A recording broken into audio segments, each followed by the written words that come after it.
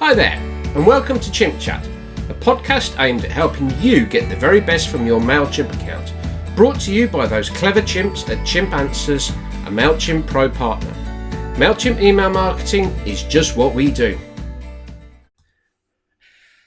Hey everybody, I'd like to introduce to you another Mailchimp partner, part of our Mailchimp Champion series, as it were. And also a keynote speaker at Chimposium this October, Mr. Adam Holden-Bache. I completely mangled your name again. Let's try that again. Adam Holden-Bache. There we go. Got that right? You got it right. Yeah, Yay! That'll work. That'll work for sure. Yeah, much better than most people do. Good. So you're based in North Carolina or USA, aren't you? Yeah, I'm in Charlotte, North Carolina, but I think I work with clients all over the world, so it's anymore now. Geographically, location's pretty significant, right? Tell me about it. I've just got off a call with someone in this eastern seaboard of the USA. So Mailchimp's a worldwide language now. There are no limitations. Brilliant. Great. So, as I said, Adam is a keynote speaker and we'll be going through all the usual questions. So if you've listened before, you know some of the topics, and it'll be really interesting to get Adam's insight into some of the areas and see how that compares to, say, some of the other Mailchimp partners we've spoken to. But to start off with, do you want to just give us a quick background, Adam, in terms of kind of like the things that you focus on, the area that you work with, a little bit about your business as well, just to give people a chance to get to feel of who you are? Yeah, sure. First of all, thanks for having me on. I think this is going to be a lot of fun here, and I'm looking forward to the Chimposium and speaking there, so that'll be great. I've been in email marketing for pretty much my entire life, quite honestly. I started probably in the late 90s and have probably been doing this, really ever since then. I initially worked for some ad agencies in New York, and then I started my own company. So I ran my own agency for close to 20 years. We concentrated mostly on B2B email marketing. I also had a very early platform that at one point even competed with Mailchimp. We obviously did not win out. So. But if anybody remembers Email Transmit back in the day, that was our platform. And then I sold that agency back in 2015. And since then, I've been working both with email industries. I started working with Scott Hardigree there, and we'd actually been working together for over 10 years and doing a lot of cool stuff. And so I continue to work with him on the side, but I also do, I'm also director of email marketing at Enventsys Partners, which is a company that brings products to life. And I help them with basically marketing new products and, getting those attention and getting them into stores and that sort of thing. So I kind of mostly B2C there. On the email industry side, mostly what I do is strategy. I do a lot of email audits. I do a lot of helping clients kind of reorganize things and help them, basically improve what they're doing within Mailchimp. So I kind of come in and just provide a lot of expertise and insight to try to help them just ramp up their game and get better results. And as a part of that, I do a lot with data too. So that's what I'm be speaking about at Chimposium. And I think I can bring a lot to the table for, the clients that I'm working with, and hopefully everybody else who's, trying to figure out how to best manage things, how to, understand groups and segments and tags, and how to just basically facilitate data capture and, making sure all that flows right and is usable. Sounds fantastic. I mean, yeah. So you're going to finally, for once, put to bed the argument of do groups or tags in Mailchimp. Well, actually, I mean, they both have their place, so I'm hoping that I can expose that and let people figure out what's going to work best for them. Yeah. I'm really looking forward to that because it's groups and tags, just kind of like almost without getting too deep into it straight away. I've got an article on my website, a blog post, which is groups or tags which you use.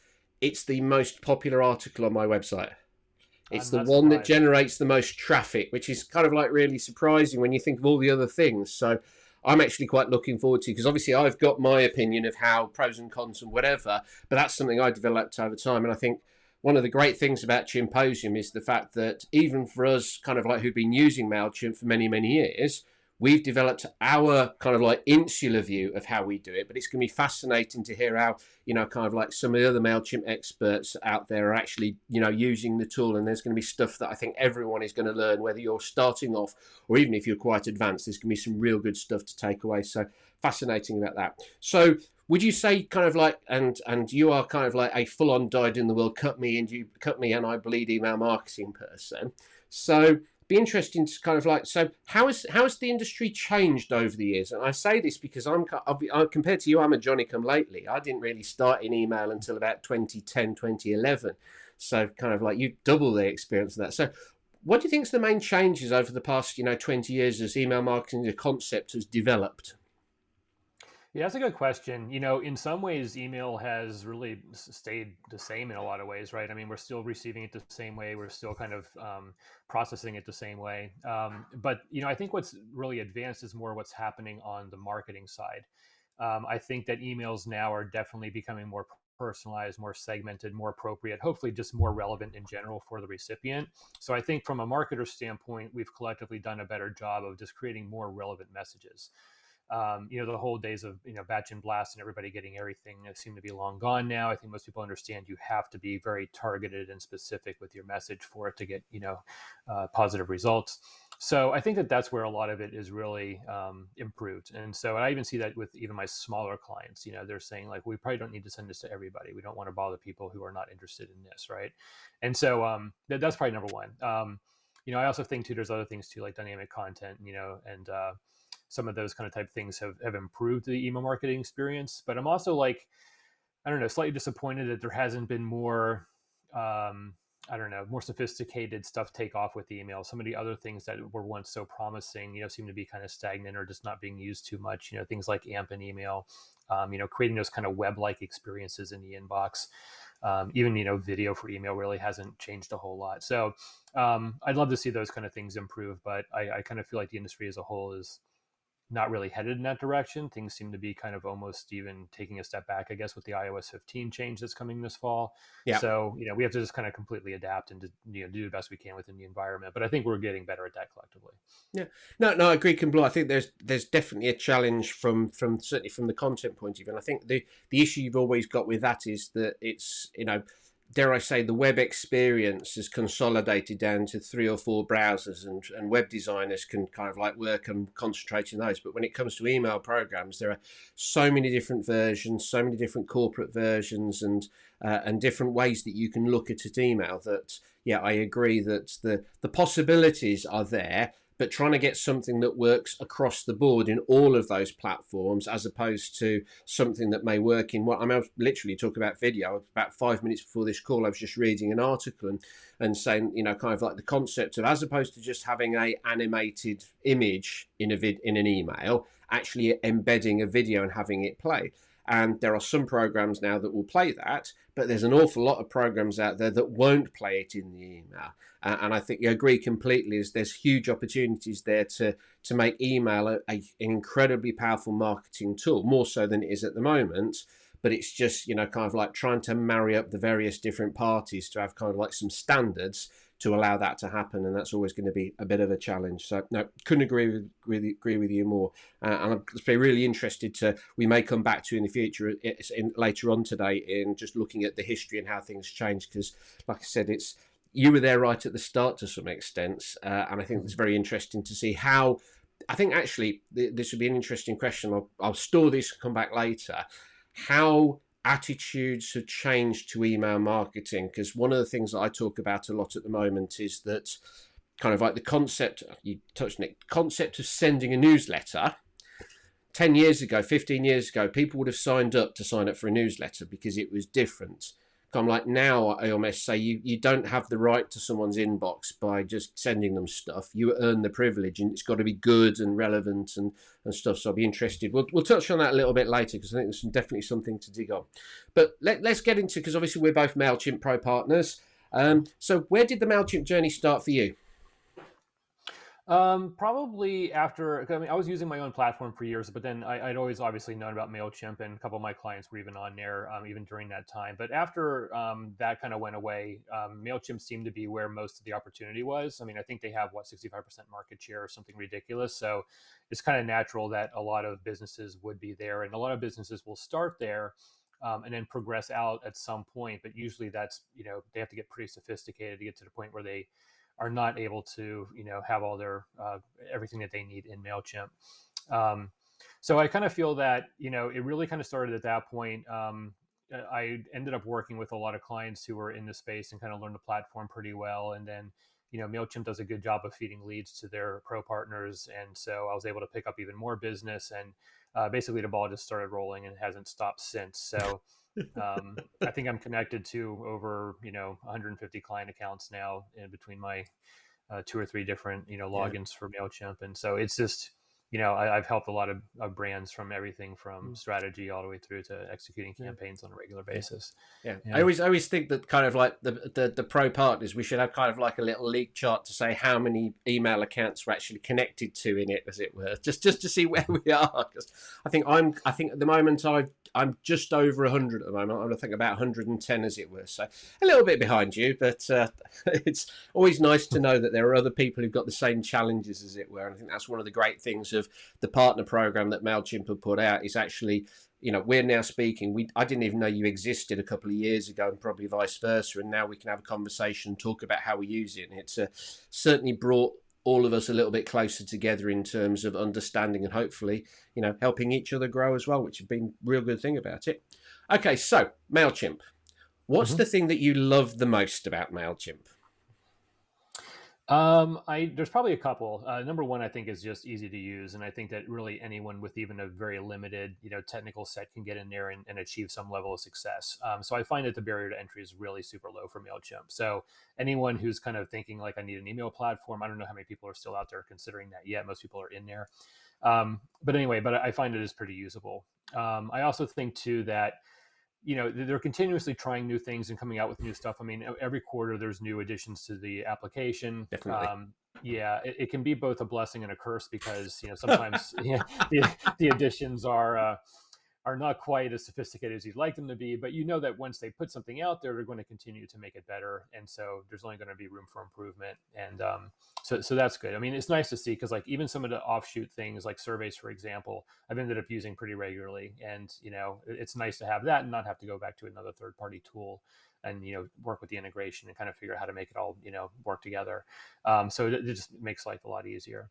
Definitely. Um, yeah, but I think that the best thing lately has been this partnership program. I mean, when they launched this, a little bit over 2 years ago, Yeah. I was kind of wondering how this was going to pan out, but wow, has that ever just been such a nice thing for me and the business side of things. I mean, I love being able to chat with other pro partners around the world, and just the like-mindedness and be able to help each other out and just get information when you need it has been game changing. So if anyone out there who's listening to this has not explored the Mailchimp partnership program, definitely do that and try to work yourself into the pro status, because it's a game changer for for your business. No, couldn't agree more. I've when I started and really started to develop the business, I felt very isolated. There was always that: am I doing the right thing? Am I going about it the right way? Am I using Mailchimp the right way? And then, when Mailchimp started, it's really stepped up and started doing. And yeah, there are things that because we're partners. I always say we live in rarefied air. We're kind of like the people who are really pushing it. So when we see something new come out, there's a part of us that go, well, it's really nice to be associated with a business that is developing new stuff, but wouldn't it be better if they could just do it a little bit better or a little bit where? But that's the nature of where we are and the way that we use the tool. But conversely, yeah, couldn't agree more in terms of the partner program. I find it massively beneficial. I mean, to be quite frank, without the partner program, Chimposium wouldn't be exist. The event Chimposium wouldn't exist. There's lots of other things going on board, and yeah, it is very much, there's a sense of community in there. So kind of like, we've got a couple of separate channels, shall we say, which are our little rant channels. Every so something happens wrongly, and we go there. But I think we all agree that that Mailchimp definitely is moving in the right direction and bringing its partners closer, which is what this has actually done. Has been a massively beneficial step.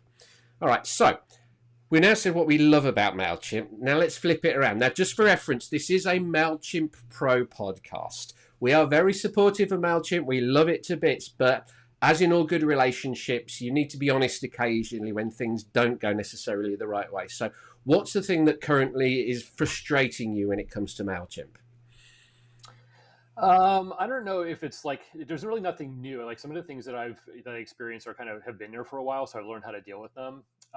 There's just I don't know, just a couple of things where I kind of feel like they haven't thought it all the way through from a marketer standpoint, or marketing Yeah. standpoint. One of the things that that always hinders me is that, they have a very limited editor with templates. And so I don't want to have all of my clients' emails look just kind of formula and the same as everybody else's. And if you use their editor, you're going to be able to see it coming, right? There's going to be at some point where you're just going to start noticing Mailchimp templates in your inbox because that's what everybody uses. So I tend to work on the custom templates. And if you work on custom templates, and you create an email with it, there's all kinds of bugs in the custom template editor, I guess you could call it, when you're doing that. So I've learned to, if anyone has any issues with like moving blocks around and having them not appear correctly, you have to refresh the page and then reset the on-off status of content blocks and things like that. So anyway, dealing with that on a daily basis and training my clients how to get around those little bugs and that's definitely one of the areas. I think too that they've gone through some changes with how they've worked with e-commerce platforms, and over the past couple of years, it's been really inconsistent. Now it seems to be kind of finally, I guess they've kind of figured stuff out, and they're obviously doing stuff on their own now too. Yeah. So it still feels a little bit up in the air to me, I guess. I mean, I can sync certain e-commerce platforms to it and have it work well. Other times it doesn't work quite so well. So it still feels kind of like just a little bit less than what I'm hoping for, I guess. I'd like to be able to do more with the e-commerce side. Yeah. But overall, I don't know that I have any major gripes. Everything that is a small issue I can work around. I haven't found that some of the things that they've integrated to be sophisticated enough for me to really take advantage of them. Facebook ads, Instagram ads, Google, that would be, one thing. My team who does that with me has not left, Facebook Ad Manager and, doing it through Google, because if you do it through Mailchimp, you're just not able to have as sophisticated an interface. Yeah. Not as flexible yet. No, I couldn't agree on that one for more. Exactly. Definitely. So there's some stuff like that. They're trying, and but like I said, if you want to use it, it's there. If you don't, it's not. And I think if you're starting off, it might be a good option. But if you're a sophisticated marketer, and most of us who are on the pro partner side have been doing this for a while, we might be a little more advanced in what Mailchimp is set up to do. But I think for someone who's in a smaller business and they're wearing 17 hats and marketing is one of them, probably a pretty good option. I think that's a really reasonable response. I gave you a chance to have a good rant there, and you no, but kind of like my attitude is actually very similar to yours. Yes, I do get a little bit frustrated at times with the kind of like they're doing this new stuff and there's stuff that's in the old stuff that hasn't been sorted yet. But the fact of the matter is, as I said, as a Mailchimp partner, and certainly as a pro partner, we're the ones who are at the top end. We're pushing it as far as we can. And when the system is actually designed for beginners, intermediate people, getting them moving in email marketing, little bits and pieces, we're always going to be going, oh, wouldn't it be great if they could do this, do that? Because we're the ones who want to do it.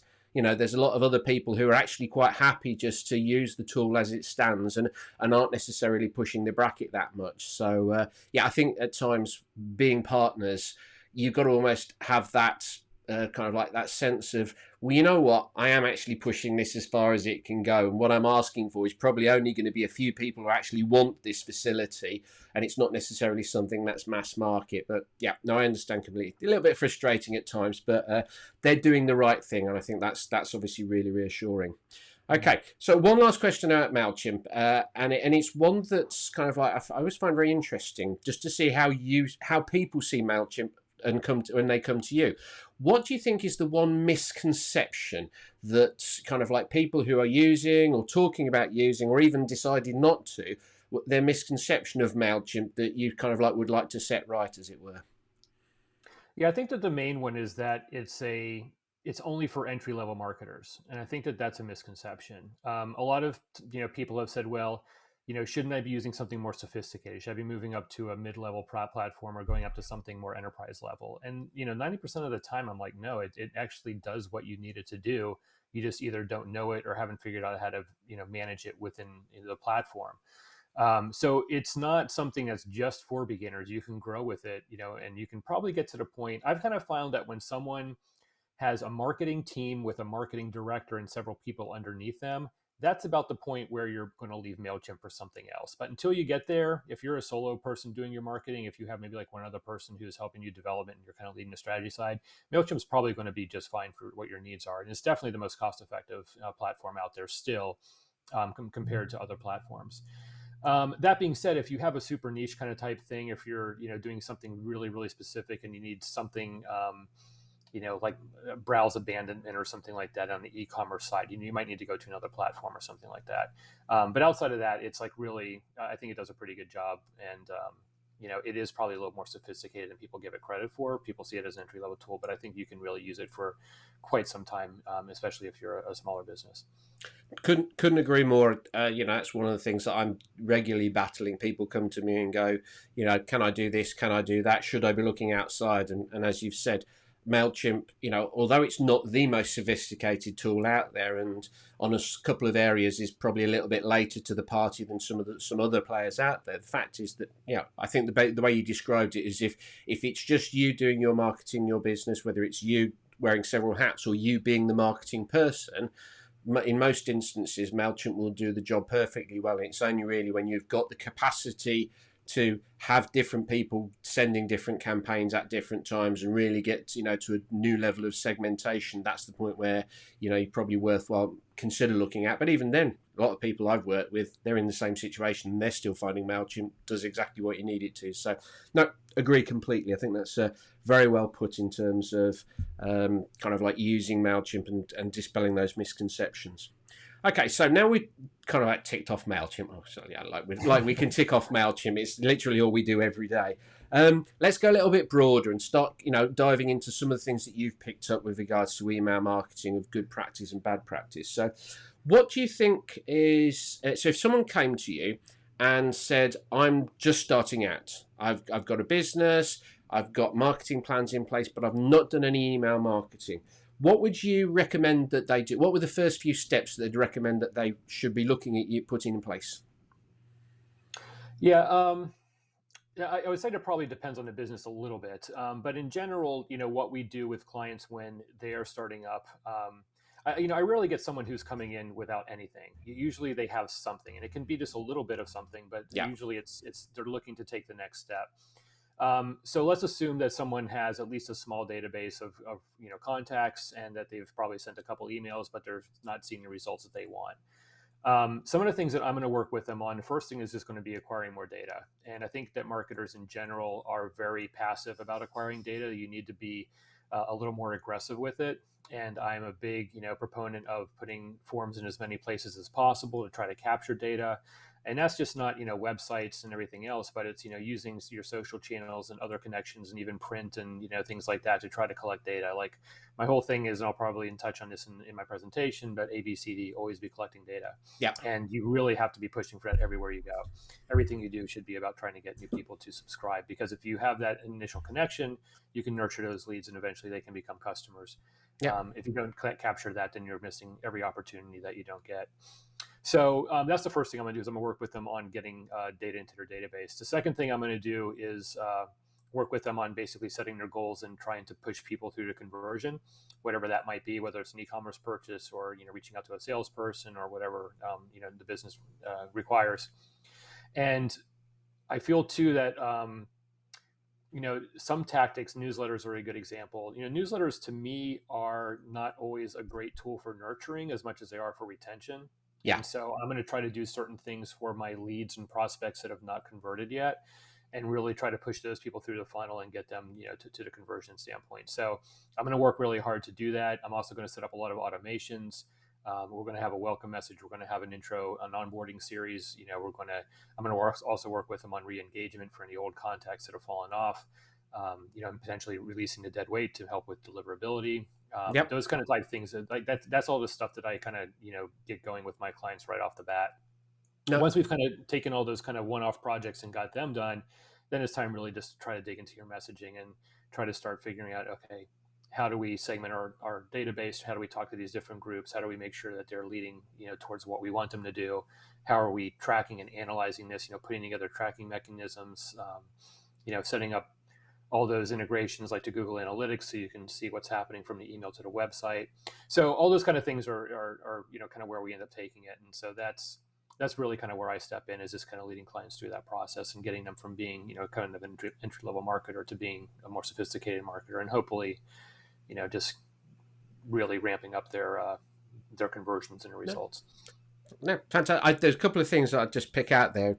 I can't believe I've never heard this phrase before, but it's so true, and it's one that I've if you don't mind, I'm gonna start stealing it, which is your ABCD, because I can't believe I've never heard always be collecting data. I've got always, various things on my always do this, always do that, but that's really true, and it's something. Again, it's something that I've used many times with clients before, but I've never come up with that particular little acronym. So I'm gonna steal that and use that myself. But it's so true. You just a little copyright. Yeah, copyright. Right? Yeah, Yeah. no, but it's true, and that's actually really true, and it's something that I speak to. Working on a project at the moment. It's actually for another marketing business, and they operate in the professional services market, so accountants, solicitors, insolvency practitioners, people like that, and they've got pages on their website, so a page for each of these particular product areas. But they've only got one newsletter form on their website, the standard one that people have got in the footer. And the first thing that we discussed was talk about segmentation and communicating more specifically with people. I'm a big believer. I'm a big believer. One of my key phrases is relevance. The more relevant you are to people, the more likely to pay attention. That's almost the core of marketing.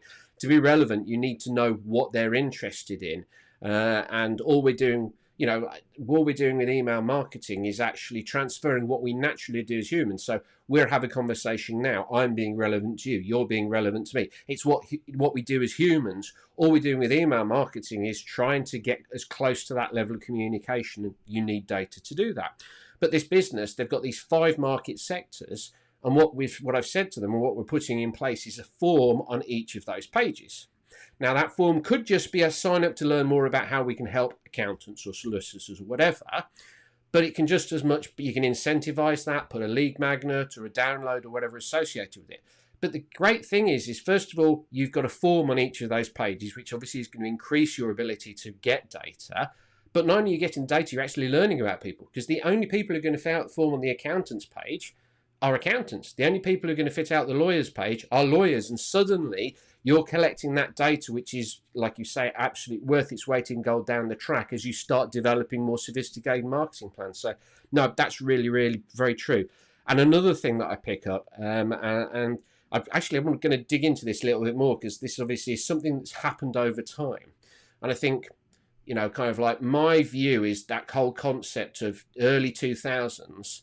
It's the age-old joke that you see on Facebook recycled every so often, which is, 2000, an email comes through, you hear the AOL, you've got mail, and everyone's going, woohoo, I've got mail. Now that happens, and people are going, oh, God, I've got mail. And I think that concept of balancing off the concept of a newsletter, and I just want to dig in because this really resonated with me. The concept of a newsletter as being a way to continue to engage with customers and clients and people that you've got a relationship with is probably not a bad idea. The problem is that too many businesses out there are using that for their new prospects, for the leads who haven't got a relationship. I mean, obviously, you've touched on this. Do you want to expand a little bit about maybe why using a newsletter for new subscribers and people who haven't necessarily purchased isn't necessarily the right way of doing things? Because I think that's really important to emphasize. Yeah, I mean, it can be part of the marketing picture, but I don't think that it is the part, right? I mean, what I tend to try to make newsletters both for prospects and for customers and have them be different, right? Because for customers, you've already sold them, right? You want to try to retain their business. You want to try to upsell them. You want to try to expand their information and knowledge about your products and services so they can become a better customer for you. And then hopefully they'll also then, result in referrals and recommendations and all the other good stuff that comes with that. But really what it is advancing their relationship with you. For non-customers, so your prospects, your leads, they are at somewhere in the funnel, right? They're either just simply aware of you or else they're considering to do business with you. It can be anywhere in there. So you have to kind of touch on all those points, or you have to actually break it down even further if you have a really big data set. To hit the people where they are in their interest and relationship with your brand.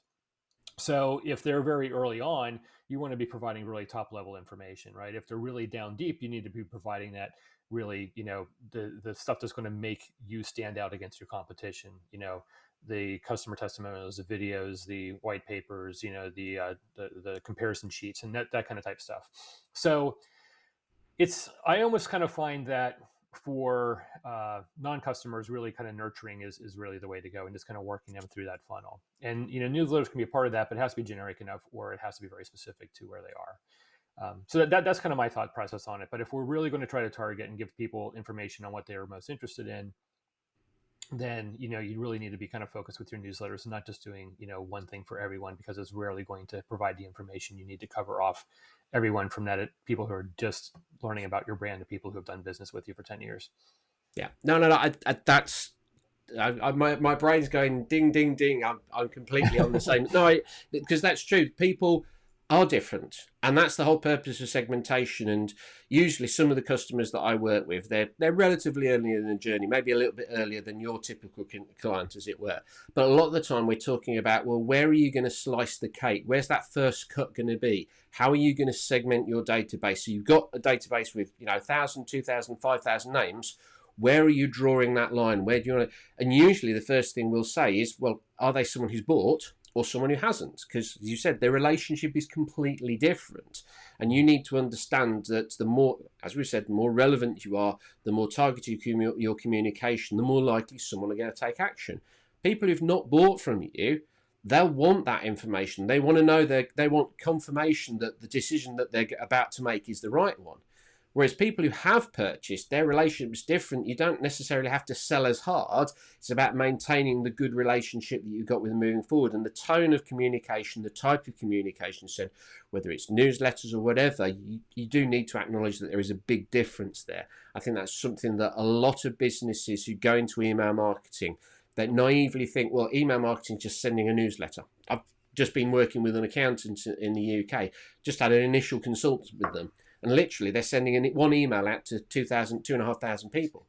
And it's like, but you're missing an opportunity, because there's a proportion of those people who've got no experience of you.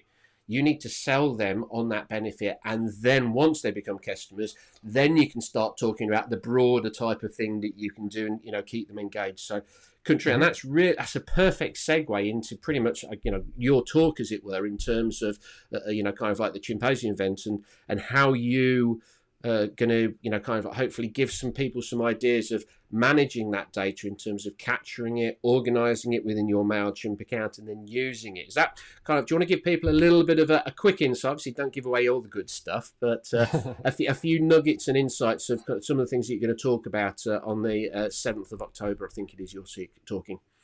Yeah, I think I'm one of the first speakers there, yeah. So looking forward to kind of kicking things off. Yeah, so, the data side, I think that when we think of marketing, we're always thinking about the messaging, right? But your message is only going to be as good as the quality of your list. And I think that you have to have a high quality list if you're going to have good results. And so I'm going to talk about how to generate a high quality list, how to engage a high quality list, how to keep and maintain, a high quality list. Really, the things you need to do for your groups and segments and tags, and how to work with that within Mailchimp. I'll talk about all the different ways that I've found you can acquire data, and some of them are probably pretty obvious, but other ones will probably be some ones that people hadn't thought about before. Yep. And so I'll kind of go through that. I'll talk about both what you should be doing with your website, but also everything else outside of that too. And then I'm also trying to think through some of these other things that I'll be covering here, because it is kind of a lot. But I will be talking with you about best practices for data management and how to handle that, how to deal with contacts that are both engaged and non-engaged, and how you want to, manage that data. So really, is this going to be like, I think, a full-on best practices about data? Hopefully, when people are done with this, they'll have ideas on how to get more high-quality data, how to manage it better, and how to deal with it more effectively with their messaging. And a lot of people who are good marketers are not always that, they might be that kind of creative brain type, that's really good about, creating this really cool content. So the data stuff is really scary to them, right? But you have to be able to deal with the data side of it too. And I will hopefully share that it's not as bad as you think it is. It's something that is completely doable and approachable. You just need to kind of think it through and set it up right. A lot of it's with the setup. And if you get it set up right, you're going to be fine long-term. And a lot of people who have it set up wrong take the steps to figure it out, get it fixed, and then you'll have long-term success there too. But a lot of it's just getting it done right the first time, and then managing it moving forward. So hopefully I can help with that. I'm really looking forward to it. I'm looking forward to it for two reasons. One, because I'm pretty sure I'm going to learn something. And two, I'm trying to work out how you're going to fit all that into 45 minutes. I'm going to be absolutely fascinated on If that. you haven't noticed, I talk pretty fast, so I definitely part of it. I'm also one of those ones who has like a million slides and just jams them through. I'm just like, okay, I've given it all to you. If you need it, here's a slide deck. Go back to it later. But hopefully, I'll just kind of peek all those areas, and people can go back and if they need to. I know you're recording it too, so hopefully they'll buy the recorded version. So basically, if all those people who are attending live but aren't buying the recordings, this is the bit where I say to them, right, but if you want to get the real benefit of Adam, what you do is you buy the recording and you play it back at 75% or 50% speed, because at least then you'll be able to get all the detail. Fantastic. Love that. Yes, indeed. Yes, indeed. Great. Okay. Right. One last question about email marketing as a whole. What do you think is the one thing that separates those people who are good at email marketing from those people who aren't good at email marketing? I think it's kind of what happens after the campaign is sent. I think a lot of bad email marketers, they create their message, they get it out the door, and then they don't really do anything with it after that. They have no idea what worked and what didn't work. I think a good email marketer is going to do a couple things. Number one is they're going to be continuously be testing things within their message, whether it's a subject line or call to action or content or whatever it might be.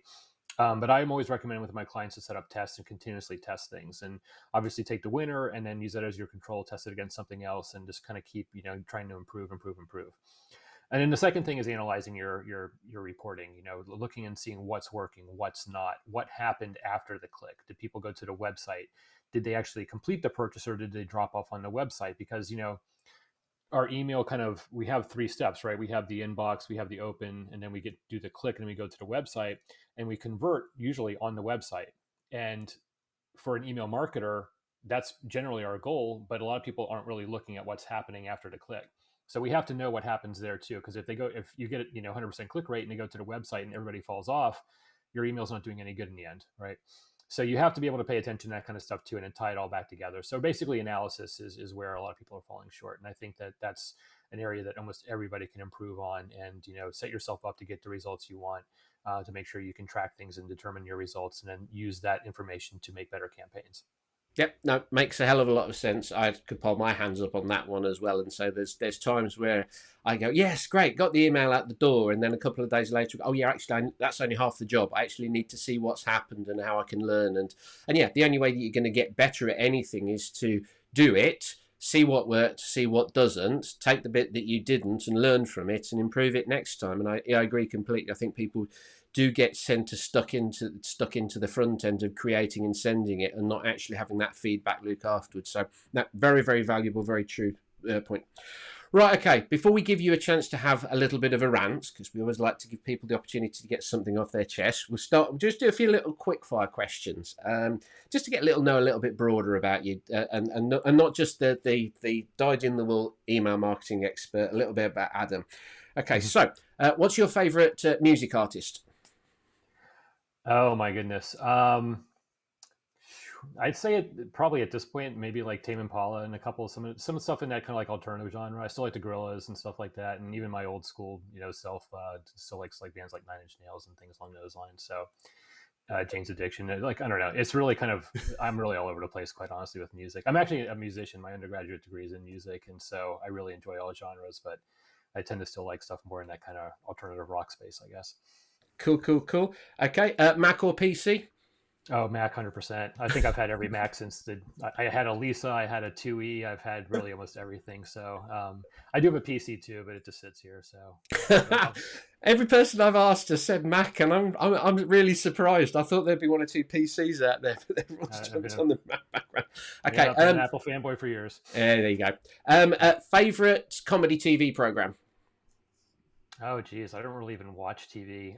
It's the one I've been into lately has been Ted Lasso. I don't know if you've seen that. It's on Apple TV. Yeah. He's the American who goes over to coach in the Premiership, right, or Premier League.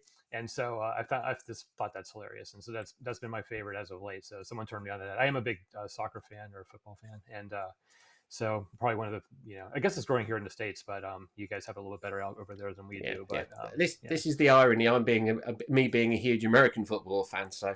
Kind of like season starts, first game last night, and season starts fully blast on Sunday. So I'm really excited about that. generally, yeah. The only downside is that Monday mornings for me become kind of like a barren wasteland, as I'm kind of like, because I don't get to bed until like 2 o'clock in the morning on Sunday night. So never great. Come to Charlotte. I'll take you to a Panthers game. So. Oh, I've been to I actually been to the Panthers game. Really enjoyed it actually. That was admittedly about 15 years ago, but no, definitely. Whenever I get back, I've got all these places that I need to visit, people I need to visit, and basically get as much football in. Anytime I go to the States, I have to go during football season. It's pointless otherwise. Awesome. Favorite food? Oh boy, sushi probably. Yeah, a bit different. You've gone off the pizza bandwagon. There are too many people who are saying pizza, so it's always. I will never turn down a pizza, but seafood for me is like where it's at. I love sushi, but it really just like any kind of like cold chilled seafoods. Alaskan snow crab legs, quite honestly, are probably my absolute favorite. So, all right. On that basis, favorite pizza topping? I don't know. I tend to go more on the meat side than the veggie side, but I kind of like just a little bit of everything. Like the pepperoni sausage, onion, pepper is good for me, and I like the hot stuff too. So throw some jalapenos or some banana peppers on there, and I'm happy. Good. What's your favorite form tool for capturing data in Mailchimp? I use Opt-in Monster pretty religiously. I've been using them for years, and I'm continuously been happy with what they bring to the table. So most of my clients actually, because Mailchimp has limited options for data capture. Yeah. That's another. I could probably rant a little bit about that too, but at least they have something, right? So it's better than nothing. Excuse me. Yeah. But yeah, Opt-in Monster is really, I think, my favorite tool. Justuno is also good too, and there's a couple WordPress plugins I've used, but I prefer Opt-in Monster in the end. Cool. No, that's funny actually. I use Opt-in Monster, and I'm probably barely just scratching the surface with what I can do. So I might come back to you in a little while and ask for a personal tutorial of how to really push it. But I believe that it's really flexible in terms of what it can do. And coming back to the always be collecting data, I think that's certainly one of the ways that you can do that a little bit better. Okay. Yep. What do you like to do? What do you do to relax? Yeah, good question. I don't know that I relax a whole lot. I probably need to be better about that, quite honestly. Seems to be always working. No, I like to travel a lot and just hang out with my kids. They're I think on the side we do the video game stuff too, and we like to play video games together and do things like that. But usually if I need to take a break, I try to go somewhere else, and then just this weekend I'll be heading to the mountains and doing just like taking it easy for a day or two. So really it's I find I have to actually get away from the computer to actually relax. So it's if the computer's around, I tend to be a little too attached to it. Preaching to the converted. Always hard. Cool. Right, thanks for that, Adam. Okay, so now we come to the moment that everyone looks forward to some extent. Giving you an opportunity to get on the soapbox and have a rant about something. We're all quite passionate about Mailchimp, about email marketing, the stuff we do.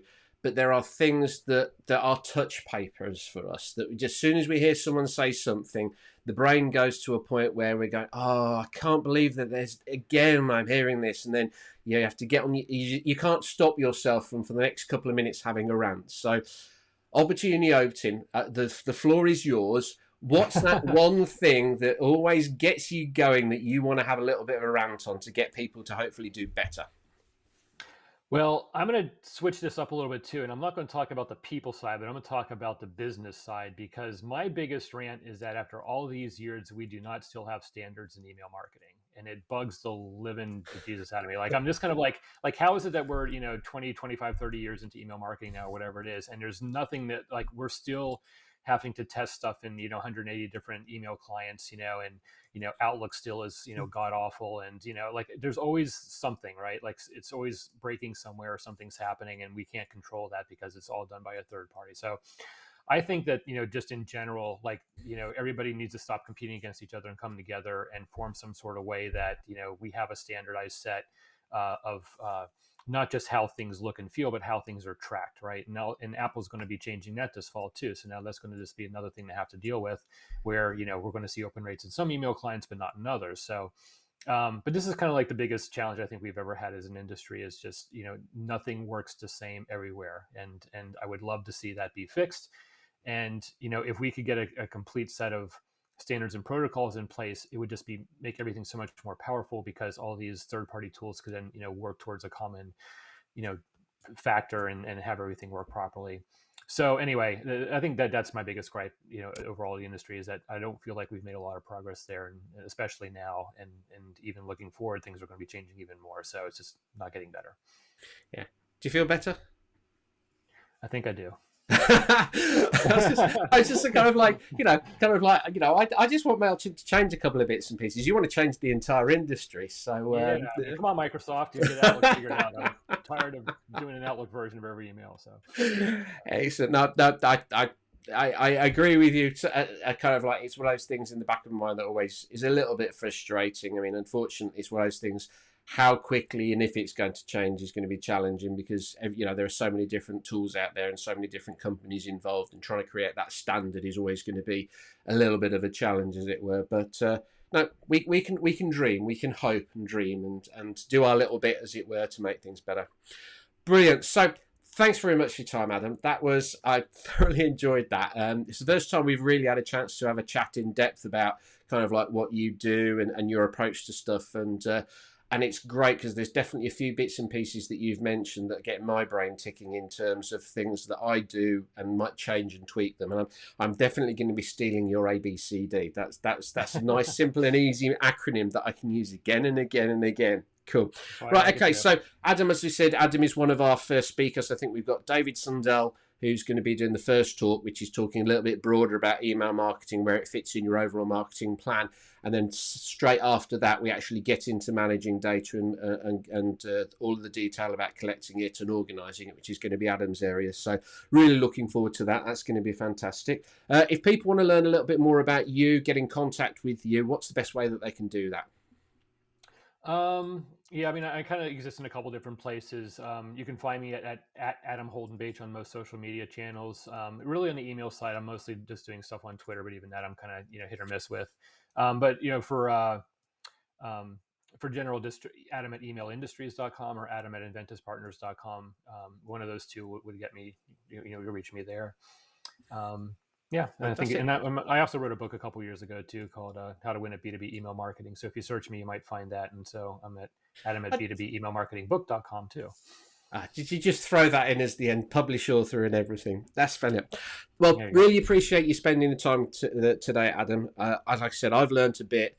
And just understanding your history in the industry. A lot of people I've spoken to and a lot of people who kind of like been in the industry say, kind of like late 2000s, 2010, 2012 starting off. That's certainly where I. So for you to have actually been in the industry, back before Mailchimp even started, and still be in here and still being able to help and add value to people's campaigns and really push it forward, gives me hope that there's a future for me as well, that I can stay in this industry for a little bit longer.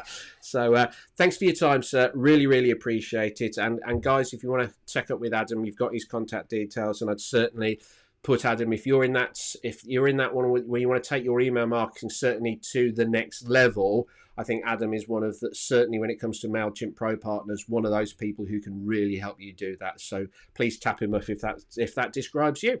But for now, thanks, Adam. Really appreciate it, your time, and obviously look forward to catching up with you between now and Chimposium, and then at the Chimposium event. Absolutely, looking forward to it. Thank you. Excellent. Cheers, sir. Thanks for listening. And if you found this podcast really helpful, then here's what you can do next to broaden your understanding of Mailchimp. You can join our free Facebook group. It's the biggest Mailchimp support group in the world. Just search Mailchimp Answers on Facebook. You can take our free Mailchimp Medical to find out the health of your Mailchimp account and what you can do to improve it. Just visit chimpanswers.com and follow the prompts. And of course, you can get in touch with us. If you like one-to-one support, advice, tips, or whatever, just visit chimpanswers.com, which also has got one of the largest resources of Mailchimp blogs and advice available out there to get the information that you need. Thanks again, and we'll see you very soon.